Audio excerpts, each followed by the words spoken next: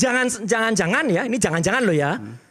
Masih ada yang lain yang juga punya kasus yang sama, yang ijazah SMA-nya nggak jelas, ngakunya S1 di Singapura, S2 di Australia, tapi ternyata bodong juga. Itu juga nanti akan harus diperiksa dan bertanggung jawab. Kebetulan dia masih berkuasa, gitu loh. Maksudnya itu siapa ini?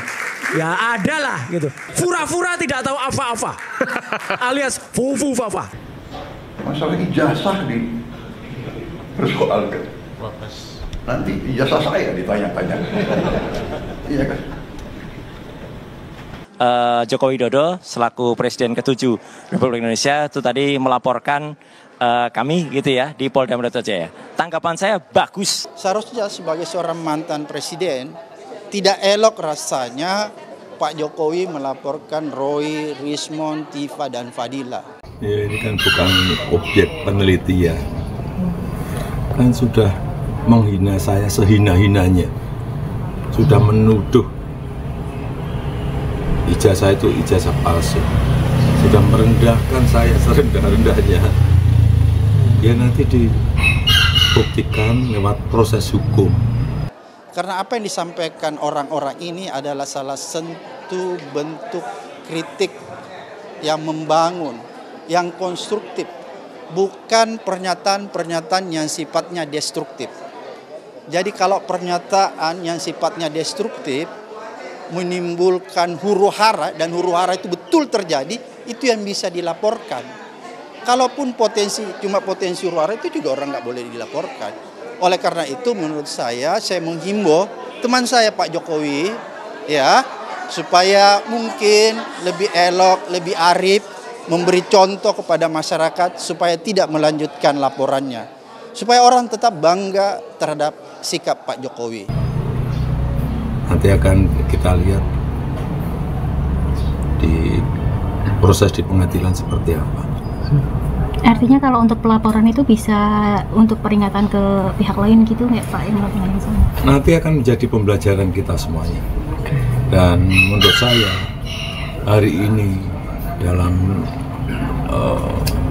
tantangan global yang sangat berat, yang diperlukan negara kita adalah sekarang ini kompak, saling berangkulan, menjaga persatuan kesatuan, terutama elit-elit dan seluruh masyarakat, agar tantangan berat yang dihadapi semua negara yang kita hadapi itu bisa kita selesaikan.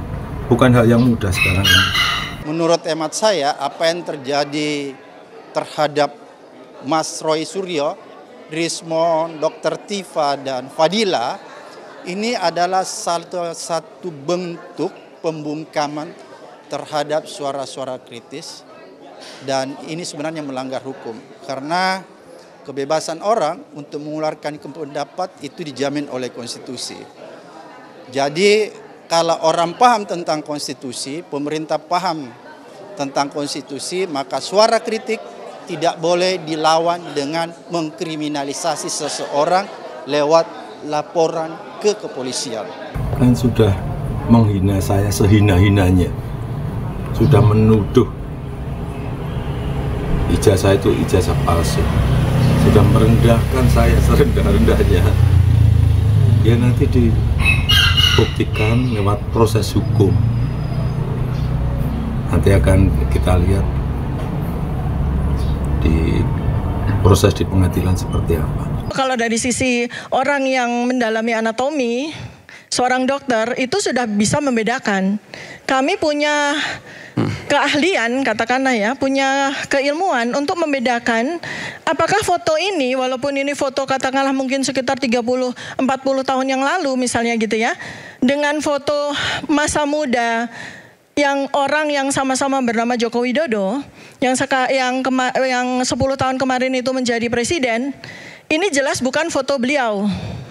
Jarak antar mata ini akan sangat sulit dioperasi plastik. Karena ini perangkatnya kan banyak ya, kompleks kan. Jadi jarak antar mata ini kita bisa bedakan apakah mata foto di sini dengan mata foto di sini tuh orang yang sama atau tidak, itu satu ya. Kemudian kedua adalah dari tulang hidung. Tulang hidung ya. Jadi saya tidak mempersoalkan cuping hidung yang beda sekali ya dengan foto ini. Ini cuping hidung kan tipis mancung. Ya. Sedangkan fotonya Presiden Joko Widodo itu kan membesar di bawah begitu ya. Tapi ini kita bisa hilangkan ya faktor yang jelas untuk dilakukan face recognition adalah panjang tulang hidung. Panjang tulang hidung nggak bisa dimanipulasi. Kan 3 ya gigi. Ya. Giginya Pak Jokowi itu kan kita kenal sekali karena beliau sering sekali tertawa dan tersenyum kan. Giginya beliau itu kan tidak rapi gitu.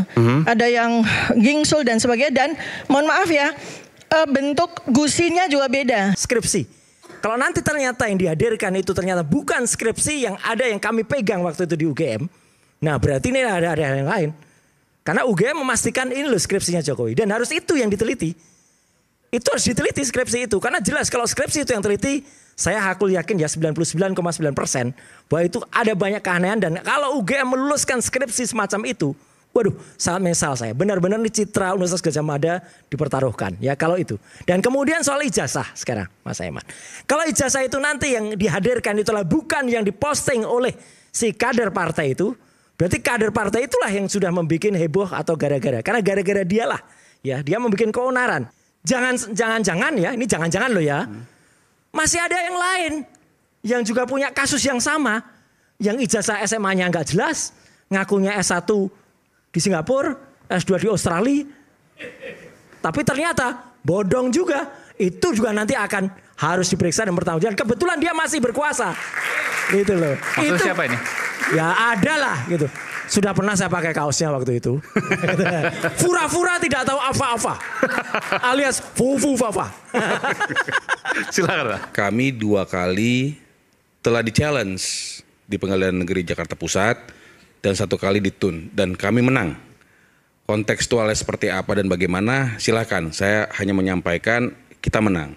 Kedua, bahwa mengenai ijazah Bapak Jokowi, kita sudah lihat semua sudah diverifikasi oleh pihak yang berkompeten yang mengeluarkan ijazah tersebut. UGM. Oke. Sudah disampaikan oleh rektorat, dekanat, wakil rektor, ada di lamannya juga bahwa Pak Jokowi adalah alumni Universitas Gadjah Mada, Fakultas Kehutanan, dan memang lulusan tahun yang disampaikan. Kalau memang tadi sudah disebut di media itu 4 orang akan dilaporkan, mudah-mudahan 4 orang ini bersiaplah untuk menghadapi laporan tersebut.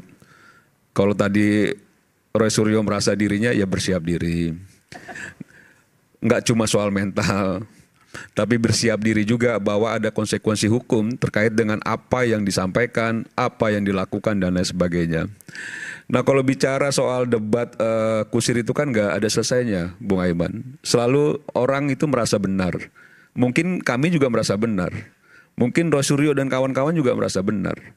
Tapi bicara bahwa fakta, misalnya tadi sempat disinggung soal berkacamata, sekarang tidak.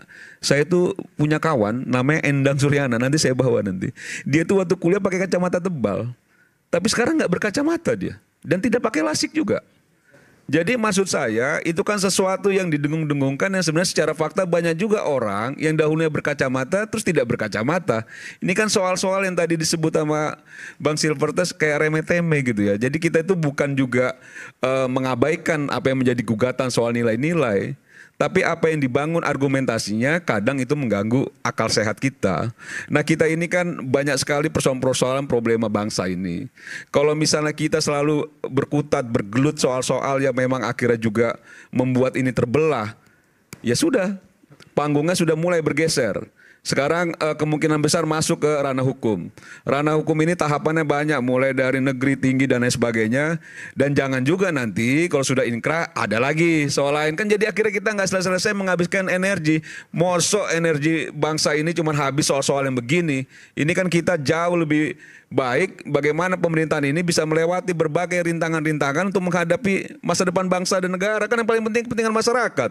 Kepentingan masyarakat di atas segala-galanya, bukan kepentingan Om Roy dan kawan-kawan, kan gitu loh. Itu yang paling penting. Pak Jokowi berhasil 10 tahun, orang suka tidak suka. Masalah ijazah dipersoalkan. Nanti ijazah saya ditanya-tanya. Iya kan? wartawan banyak ya. Bukan, saudara-saudara ya. Kita ini di mana-mana saya katakan, dunia ini sedang penuh ketidakpastian. Ya.